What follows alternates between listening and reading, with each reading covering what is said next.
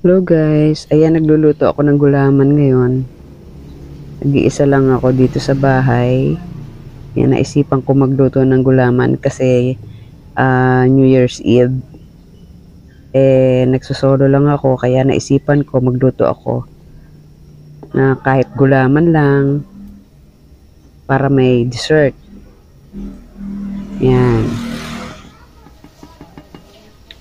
Para may pamigay ako sa mga kapatid ko. Ayan, taon-taon nagagawa ako ng gulaman. Ayan, pinrepare ko yung mga fruit cocktail sa lagayan.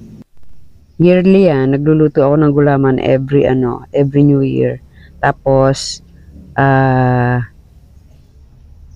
dinadagdagan ko tapos pinamimigay ko sa mga kapatid ko. Ayan.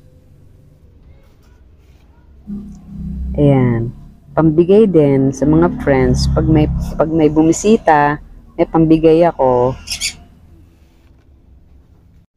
Ayan, luto na. Ang bilis naman siyang tumigas eh.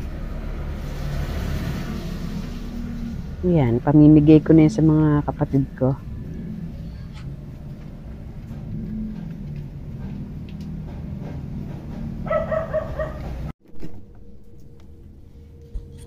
Dami naman ditong ulam na mailuluto. Dami ulam dito sa rep na lulutuin. Kaso mo, hindi ako nagluto kasi nga nag-iisa lang ako dito sa bahay ngayon, New Year. Kasi wala yung anak ko. Nasa boarding house niya. So ako lang mag-isa. So hindi na ako nagluto. Ang ginawa ko na lang, bumili ako ng isang bangus. Bili ako ng isang bangus. Ginawa ko relleno kasi favorite ko din yan eh. Bangus na relleno. Ayoko kasi ng puro karne. Ayan, nagluto ako ng rellenong bangus. May favorite.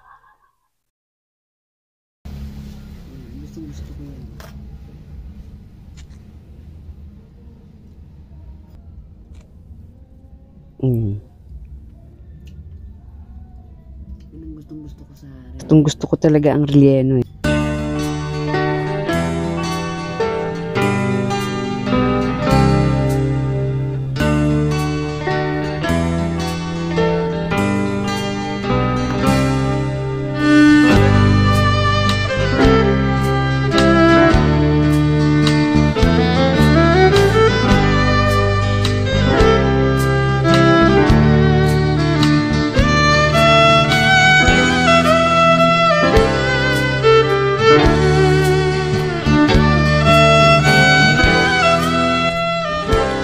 Kain po tayo.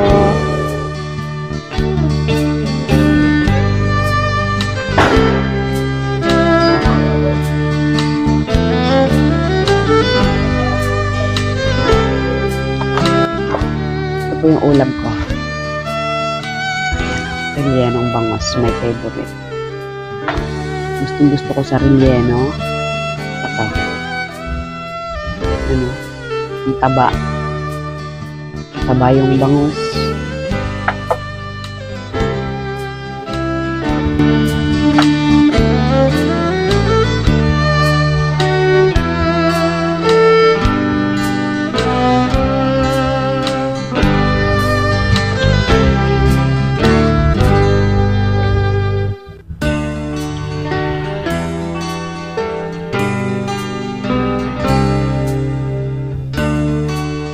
May sausawan ako na toyo at saka kalamansi.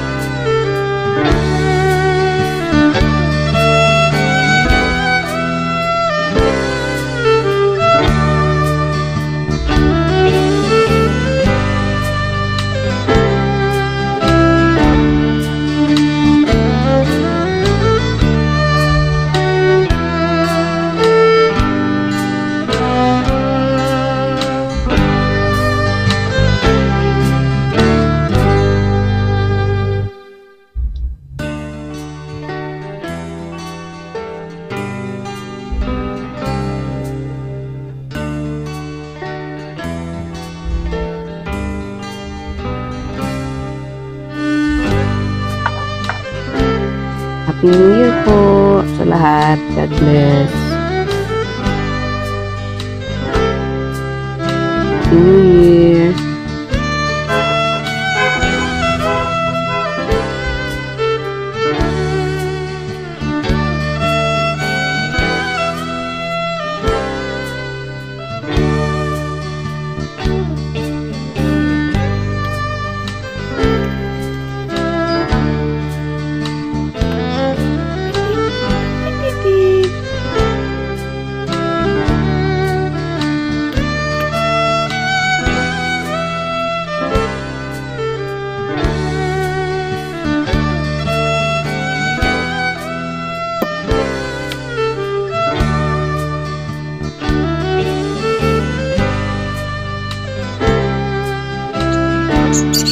Ay, mag-away.